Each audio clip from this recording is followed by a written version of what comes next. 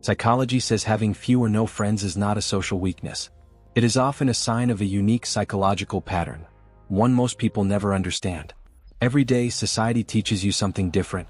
That more friends equals success. That many connections equal happiness. That popularity means belonging. But research challenges this belief. A 2019 study at the University of California, Los Angeles, UCLA, found that people with smaller social circles often have higher levels of cognitive empathy and emotional discernment, meaning they pick up on emotional nuances most others miss. You don't just hear words, you feel their weight. Your brain continuously scans meaning beneath the surface. So ask yourself this quietly. Why does being alone feel calming, while busy social environments feel draining? You may have asked this question before, and dismissed the answer. But psychology says it's not random. It is a pattern your nervous system follows silently. You notice what others overlook. A pause that lasts too long. An emotion that doesn't match the words. A forced smile that doesn't reach the eyes. Your mind tracks these details without permission. Most people ignore inconsistencies because they are easier to dismiss. But you feel them.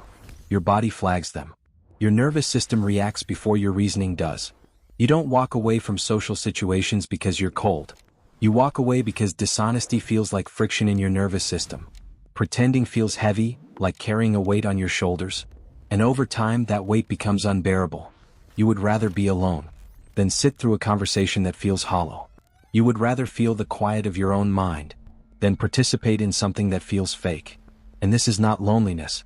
This is discernment. Your pattern is not random. It is a filter. You don't seek crowds. You seek meaning.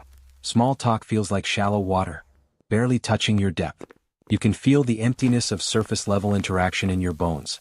A landmark study from Harvard University in 2018 found that individuals who prefer deep, meaningful conversation over casual chit-chat often experience higher emotional intelligence and greater psychological insight, even if they have fewer friends. In other words, your preference for depth is not a flaw. It is an advantage. Because while others chase numbers, you chase clarity. You crave conversations that stretch your mind, not conversations that fill the room. One real exchange energizes you more than 100 hollow interactions. And this is why your circle stays small. Not because you lack social skills, but because your internal filter automatically shrinks the crowd. This pattern also shows itself after social interaction ends. Your energy collapses. Suddenly. Not gradually, but instantaneously. Your nervous system is highly receptive. While others speak, your mind is interpreting every input. Tone fluctuation, micro-expression, emotional tension beneath the surface. Other people talk. You absorb. Afterwards, you don't need distraction.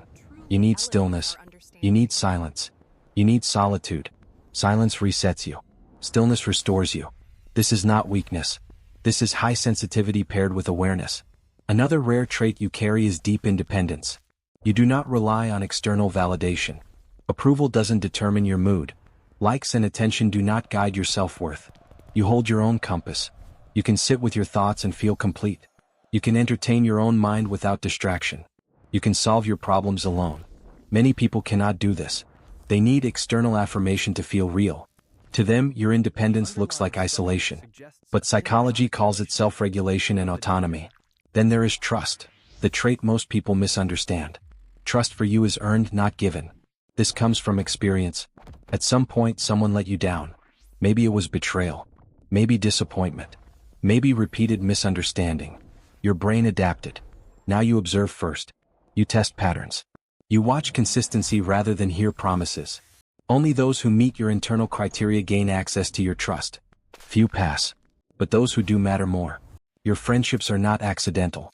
They are chosen with precision. Research at Oxford University in 2018 showed that people who monitor trust cues more carefully actually develop deeper, more stable, and more satisfying relationships than those who trust quickly but poorly. Quality outweighs quantity every time. And this leads to something people rarely discuss. Your traits are not flaws. They are uncommon psychological patterns. Solitude is not loneliness. It is clarity. It is emotional hygiene. It is a space where your mind decompresses. A space where your thoughts regain balance. A space where your nervous system resets. Most people socialize to escape themselves. They need constant noise because silence scares them. They need external validation because inner awareness unsettles them. But you do the opposite.